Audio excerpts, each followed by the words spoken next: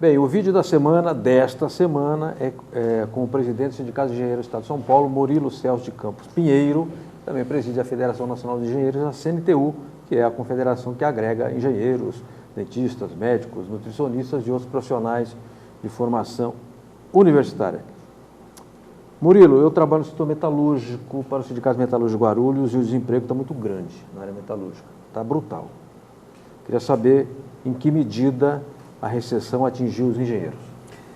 Olha, Franzinho, os engenheiros não são profissionais diferentes dos demais do país. Sem dúvida atingiu também a engenharia, sem dúvida as coisas estão difíceis para todos nós. Mas o que eu queria colocar, que uma forma diferente daquela de, lembra do engenheiro que virou suco? O que eu queria colocar de diferente é que no trabalho, nessa questão desses anos que o Brasil cresce, que o Brasil conseguiu sair daquela recessão, daquele momento que ele vivia meio que estagnado, o Brasil dá uma guinada. Nesse crescimento que o Brasil teve nesses anos atrás, propiciou que as empresas entendessem que o engenheiro era fundamental para que a empresa crescesse e desenvolvesse. Então, a empresa hoje, quando ela vai pensar numa demissão de profissionais, quando ela vai pensar em demitir um engenheiro, ela está admitindo a sua derrota.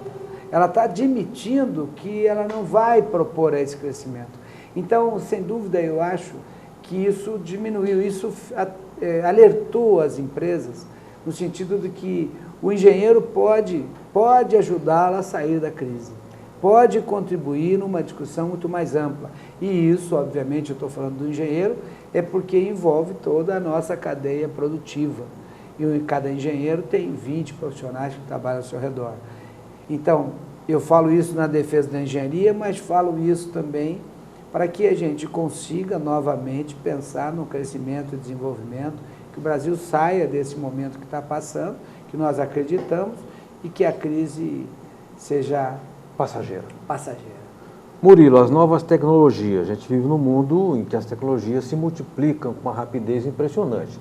Essa área da internet, então, é um negócio surrealista, fabuloso, né? Queria saber se as novas tecnologias propiciam o fortalecimento da engenharia, porque elas são, de certa forma, também um resultado da engenharia. Claro. Se empregam engenheiros e que tipo de novo profissional da engenharia tem, digamos, surgido com essas tecnologias da informação, da informática, da internet, telecomunicações, etc.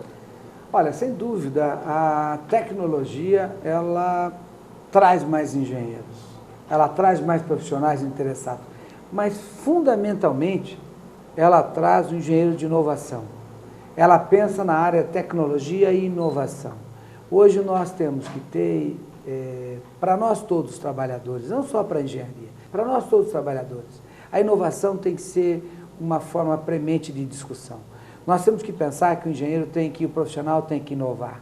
O engenheiro tem que pensar em inovação, em medidas que possam contribuir no conjunto para o crescimento, para o desenvolvimento, para a melhor qualidade de vida.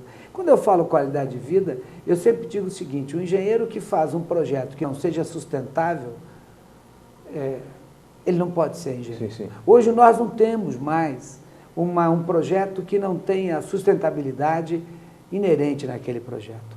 Então, sustentabilidade é que você pensa no meio ambiente, na qualidade de vida, naquilo que você está fazendo para o cidadão, não para um monte de tijolos, Perfeito. Mas para o cidadão. Murilo, a tecnologia ela é também resultado do conhecimento aplicado. Sem dúvida. Mas a sua aplicação, a sua efetividade, o seu desenvolvimento requer mais conhecimento. Verdade. Como é que o engenheiro acompanha e de que maneira que ele também é um agente propiciador desse conhecimento novo, aplicado, digamos, com um benefício social? Ele precisa a todo momento se aprimorar. Ele precisa acompanhar o desenvolvimento tecnológico do mundo. Como você mesmo frisou aqui, as coisas acontecem com uma rapidez muito grande. Então ele precisa fazer isso e depois ele tem que ser um alavancador junto aos profissionais, ele tem que ser um professor, ele tem que ser aquele que vai dar o exemplo que vai mostrar como fazer aos profissionais todos que trabalham na engenharia. Não só o engenheiro, os profissionais que trabalham na engenharia. Então, ele precisa acompanhar o desenvolvimento mundial. Com essa questão da globalização, com essa questão de você estar cada vez mais tendo oportunidades. Outro dia nós estávamos discutindo em faculdades, por exemplo, vamos citar Mauá. Mauá é uma faculdade que faz lá uma feira. Sim. Essa feira, digamos o seguinte, é a tese final do engenheiro, do aluno que está se formando. Então, ele tem lá produtos que ele mesmo produziu, que ele mesmo inventou e que ele mostra como ele funciona. Ele é obrigado, nessa feira, a vender o produto a quem vai lá atender. Vender não no sentido financeiro, sim. Mas fazer com que o cara entenda que aquele é um produto bom e como é que ele pode ser utilizado no mercado, como é que ele pode ser utilizado pela sociedade. Então, eu acho que isso faz parte do desenvolvimento, isso faz parte da engenharia nacional. Murilo, eu estava dia desse em Osasco, num evento feito pela Secretaria do Trabalho com a Prefeitura, se discutia comunicação e trabalho, o mundo do trabalho. E, a certa altura, surgiu o debate de como é que o movimento sindical deve fazer para, digamos, atrair a juventude. Como é que os jovens podem chegar no movimento sindical, porque há uma sensação de que o jovem ele não se aproxima do sindicato, seu órgão de classe. Queria saber nos sindicatos de engenheiros que iniciativas vocês têm tomado, se há iniciativas, e como é que você encara essa questão. Olha, nós temos várias iniciativas, mas em particular nós temos lá um núcleo de jovem engenheiro, aonde nós discutimos nos últimos anos da faculdade, nós levamos lá fazemos um seminário, fazemos uma palestra em cada uma dessas faculdades, discutindo a função do engenheiro, o que o engenheiro precisa e o que faz os sindicatos de engenheiros. O que nós tínhamos aí, que tivemos muita dificuldade, eu acho que talvez todas as áreas tiveram essa dificuldade, é que o aluno, quando está estudando, de repente, nós passamos algum tempo, isso estou dizendo a minha forma de pensar, Franzinho, passamos algum tempo onde o aluno pensava nele e nele. Sim. E aí ele entendia o seguinte, que ele não precisaria de mais ninguém. Com o advento de todas essas discussões que nós tivemos no país, com a forma com que nós estamos, no Brasil todo, discutindo o jovem profissional, mostrando ao jovem profissional que somente na unidade a gente consegue garantir os nossos benefícios, a gente consegue garantir o nosso aprimoramento tecnológico, a gente consegue discutir com os nossos pares, entendendo que era muito melhor que nós tivéssemos uma discussão conjunta do que nós pensarmos individualmente em como que nós poderíamos crescer.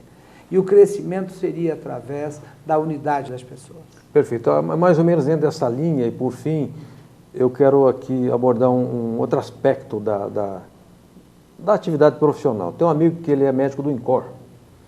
E uma das tarefas que ele vinha tocando anos atrás, ele, digamos, recebia jovens médicos e digamos que mais ou menos fazia uma reciclagem com o jovem médico. E o Paulo, ele me disse, sabe, rapaz, a primeira aula que eu dou lá no INCOR, eu ensino o médico a se levantar e cumprimentar o paciente. Ele abre a porta do consultório e dá a mão para o paciente, porque eles saem da faculdade muito desumanizados. A engenharia é uma profissão de pesos e medidas, digamos assim, né? Tem um aspecto tecnológico muito forte e para o sujeito virar um tecnocrata é um passo, digamos, curto. Queria saber o que você pensa disso e que preocupação o sindicato tem no sentido de que o engenheiro seja um técnico, mas também seja, digamos, uma pessoa com visão social. Olha, o sindicato, por si só, já faz um trabalho de uma linha social, né? Certo. Então, a gente tem essa discussão permanentemente dentro da nossa entidade. E isso, quando nós vamos discutir com os alunos, nós colocamos sempre essa questão social na frente. E o exemplo do sindicato numa questão social é a nossa Faculdade de Engenharia de Inovação. Tá. Nós temos lá nessa faculdade também um lado social muito forte lá dentro.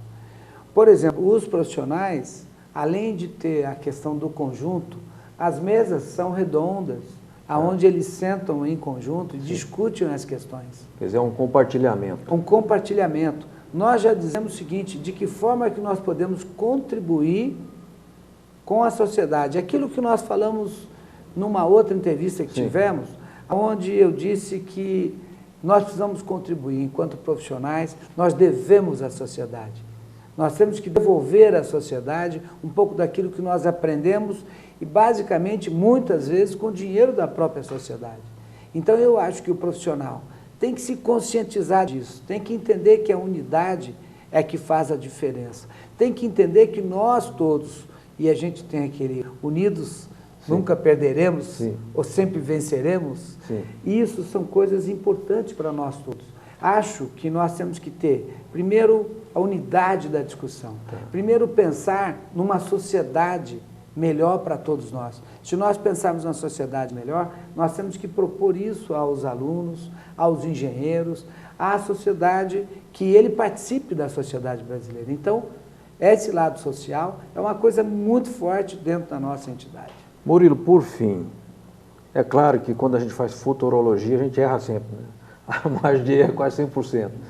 Mas se você fosse fazer assim, uma perspectiva da engenharia, que segmentos você apontaria que assim, crescessem mais, que tem uma perspectiva de crescimento maior, né? Tem agora nanotecnologia também, que é uma coisa que chegou. Para onde a engenharia caminha, em que direções?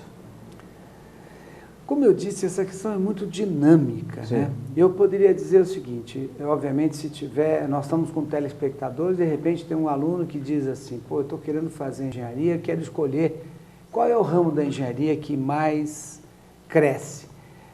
Obviamente tem uma questão também do momento, né? Nós podemos dizer o seguinte, quando você entra, pô, eu acho que a mecânica está indo muito bem, mas a elétrica logo em seguida vai. Eu diria o seguinte, sabe qual cresce? Aquela que a gente mais gosta. Perfeito. Muito bom. Murilo, agora você Essa é a minha opinião. Você vai atender uma curiosidade minha aqui, rapidamente, por favor. O que é engenharia genética e que impacto que ela tem na nossa vida? Olha, engenharia genética é aquilo que a gente estuda para os médicos. Na verdade, hoje nós podemos dizer o seguinte, nós precisamos pensar nela. Isso não é uma coisa muito trivial no nosso país. Ainda ela vem crescendo, mas é uma coisa extremamente importante. Hoje nós temos, por exemplo, vamos fazer uma discussão. Você diz assim, pô, hoje a medicina está extremamente avançada. Aí o médico diz, há uma contribuição muito forte da engenharia através dos seus equipamentos, da evolução dos equipamentos modernos, que conseguem diagnosticar questões que, muito tempo atrás, nós não tínhamos como chegar. Verdade. Né? Então, eu acho que essa evolução, a engenharia genética também traz isso para nós todos. Ela mostra coisas que nós não enxergávamos. Ela começa a mostrar uma oportunidade que a medicina pode utilizar com muito mais sabedoria. Então, eu acho que isso dá oportunidade ao médico de ter um diagnóstico cada vez mais aprimorado e faz com que nós tenhamos muito mais condição, muito mais qualidade de vida. Muito obrigado, Murilo Celso, presidente do Sindicato dos Engenheiros do Estado de São Paulo, da Federação Nacional dos Engenheiros e da CNTU. Encerramos aqui o vídeo da semana, esperando ter propiciado conteúdo de qualidade e conhecimento que ajude a organizar a nossa cabeça. Até o próximo.